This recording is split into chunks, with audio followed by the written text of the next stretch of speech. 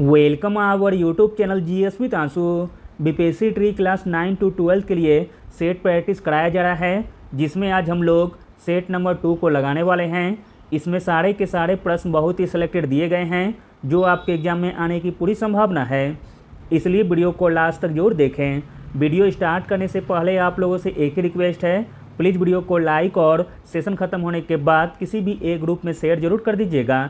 चलिए शुरू करते हैं और आप लोग भी सोचिएगा अपना आंसर क्या हो सकता है। इसमें कुछ मैथ और रीजनिंग के क्वेश्चन दिए गए हैं जिसका आंसर आप लोगों को बता दिया जाता है और इसका सॉल्यूशन टेलीग्राम पर सेंड कर दिया जाएगा, जिससे आप लोग प्रैक्टिस कर सकते हैं। एक का आंसर हो जाएगा ऑप्शन नंबर बी, 2 का आंसर हो जाएगा ऑप्शन नंबर बी, 3 का आंसर हो जाएगा ऑप्शन नंबर बी, 4 का आंसर हो जाएगा ऑप्शन नंबर 4, 5 का आंसर हो जाएगा ऑप्शन नंबर 4। चलिए आगे देखते हैं। मिश्रित कृषि की मुख्य विशेषता क्या है? प्रश्न इंपॉर्टेंट है। मिश्रित कृषि की मुख्य विशेषता है पशुओं का पालन और फसलों की खेती एक साथ करना, ऑप्शन नंबर डी।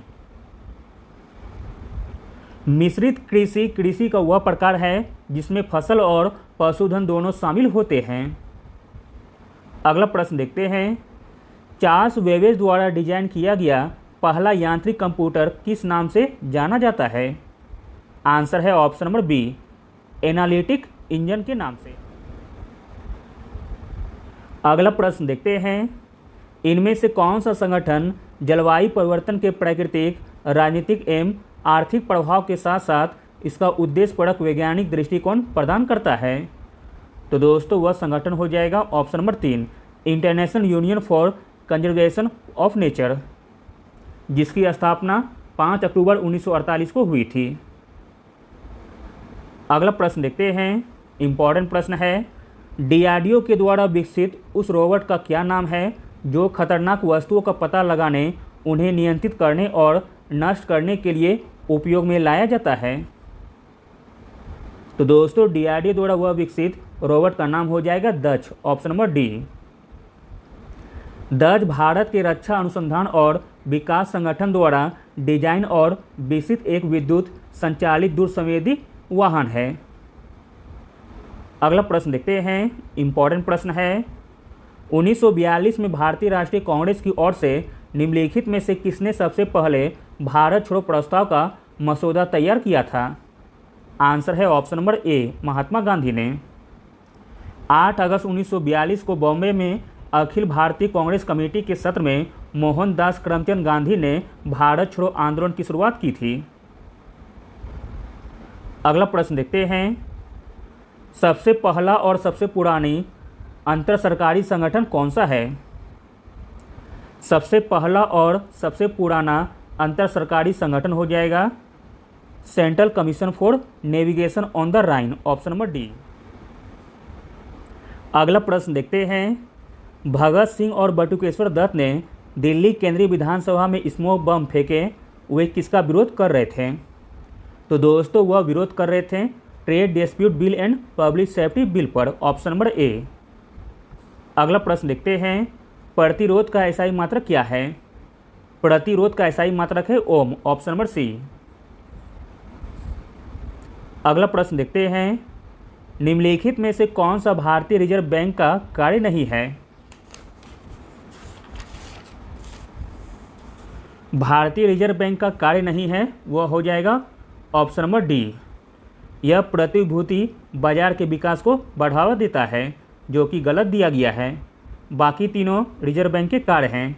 यह करेंसी नोट जारी करता है, यह वाणिज्य बैंकों की आरक्षित नकदी का अभिरक्षक है, यह सरकार की बैंकिंग आवश्यकताओं का प्रबंधन करता है। अगला प्रश्न है।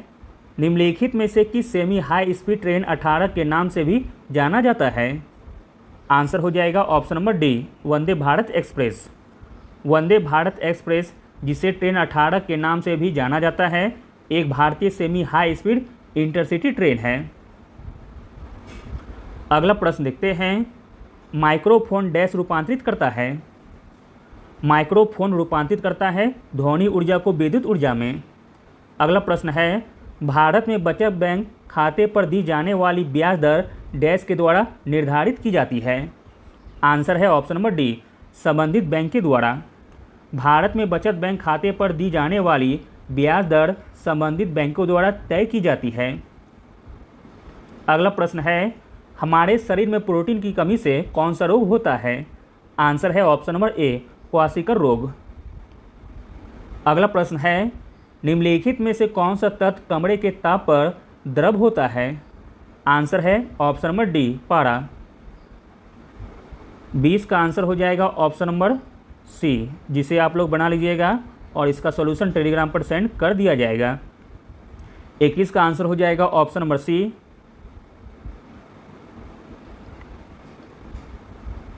22 का आंसर हो जाएगा ऑप्शन नंबर 4। 23 का आंसर हो जाएगा ऑप्शन नंबर बी। 24 का आंसर हो जाएगा ऑप्शन नंबर बी। आगे देखते हैं, कुतुब मीनार के पास स्थित कौन सी मस्जिद के बारे में यह माना जाता है कि वह दिल्ली में बनने वाला पहला मस्जिद थी। तो दोस्तों वह मस्जिद थी कुतुबुल इस्लाम मस्जिद, ऑप्शन नंबर डी। कुतुबुल इस्लाम मस्जिद भारत की सबसे प्राचीन मस्जिद है जो दिल्ली के कुतुब मीनार में स्थित है। कुतुबुद्दीन ऐबक ने इसका निर्माण कार्य 1193 में आरंभ करवाया था। अगला प्रश्न देखते हैं, इम्पॉर्टेंट प्रश्न है, प्लासी के युद्ध में ब्रिटिश ईस्ट इंडिया कंपनी के सैन्य दल का नेतृत्व किसने किया था। आंसर हो जाएगा option number B, Robert Clive ने। प्लासी का युद्ध 23 जून 1757 को उत्तर पूर्वी भारत में लड़ी गई। अगला प्रश्न देखते हैं, भारतीय संविधान का कौन सा संशोधन मौलिक अधिकार के रूप में संपत्ति के अधिकार के उन्मूलन से संबंधित है। तो दोस्तों वह संशोधन है 44वां संशोधन, ऑप्शन नंबर डी। 1978 में किए गए 44वें संविधान संशोधन के द्वारा संपत्ति के अधिकार को मौलिक अधिकारों की सूची से बाहर कर दिया गया है। अगला प्रश्न है, भारतीय संविधान निम्नलिखित में से कौन से मौलिक अधिकार की गारंटी नहीं देता है। आंसर है ऑप्शन नंबर डी, व्यवसाय का अधिकार। भारत का संविधान भारतीय नागरिकों को 6 मौलिक अधिकार सुनिश्चित करता है। पहला है समानता का अधिकार, दूसरा है श्रोणता का अधिकार, तीसरा है शोषण के खिलाफ अधिकार, चौथा है धर्म की श्रोणता का अधिकार, पांचवा है सांस्कृतिक व शैक्षिक अधिकार और छठा है संवैधानिक उपचार का अधिकार। अगला प्रश्न है, निम्नलिखित में से किसने कभी भी भारतीय राष्ट्रीय कांग्रेस की अध्यक्षता नहीं की थी। आंसर है option number B, doctor B R Ambedkar. Doctor B R Ambedkar ने भारतीय राष्ट्रीय कांग्रेस की अध्यक्षता नहीं की थी। संविधान मसौदा समिति के अध्यक्ष होने के कारण उन्हें भारतीय संविधान का जनक कहा जाता है। अगला प्रश्न है, क्लेमेंट एटली जो बाद में ब्रिटेन के प्रधानमंत्री बने डैश के सदस्य के रूप में भारत आए थे। आंसर है option number B, Simon commission के सदस्य के रूप में।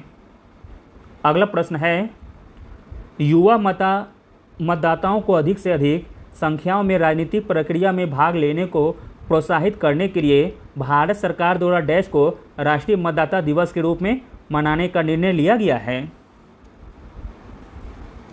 आंसर है ऑप्शन नंबर डी, 25 जनवरी को। 1950 में भारत के चुनाव आयोग के स्थापना दिवस को चिन्हित करने हेतु प्रत्येक वर्ष 25 जनवरी को राष्ट्रीय मतदाता दिवस मनाया जाता है। अगला प्रश्न देखते हैं, मिशन इंद्रधनुष निम्नलिखित में से किस सरकारी योजना से संबंधित है। आंसर है ऑप्शन नंबर सी, बाल टीकाकरण से। अगला प्रश्न देखते हैं, निम्नलिखित में से कौन सा कथन स्वाधार गृह योजना का उद्देश्य नहीं है। स्वाधार गृह योजना का उद्देश्य नहीं है, वह हो जाएगा ऑप्शन नंबर सी, सामाजिक रूप से पिछड़ी महिलाओं को सरकारी नौकरियां प्रदान करना। बाकी तीनों उद्देश्य हो जाएगा, पिछड़े वर्ग की महिलाओं को आवास, भोजन और कपड़े प्रदान करना, महिलाओं को कानूनी सहायता प्रदान करना तथा महिलाओं को नए उद्यम के लिए सक्षम बनाने के लिए सहायता प्रदान करना। अगला प्रश्न देखते हैं, किस महान स्वतंत्रता सेनानी को देशबंधु के नाम से जाना जाता था। देशबंधु के नाम से जाना जाता था चित्तरंजन दास को, ऑप्शन नंबर ए। अगला प्रश्न है, निम्नलिखित में से कौन सा पादप हार्मोन है। तो दोस्तों इसमें पादप हार्मोन हो जाएगा ऑक्सिन, ऑप्शन नंबर डी। अगला प्रश्न है, निम्नलिखित में से कौन सा डिजिटल इंडिया कार्यक्रम के अंतर्गत विकसित किए जाने वाले क्षेत्र का हिस्सा नहीं है?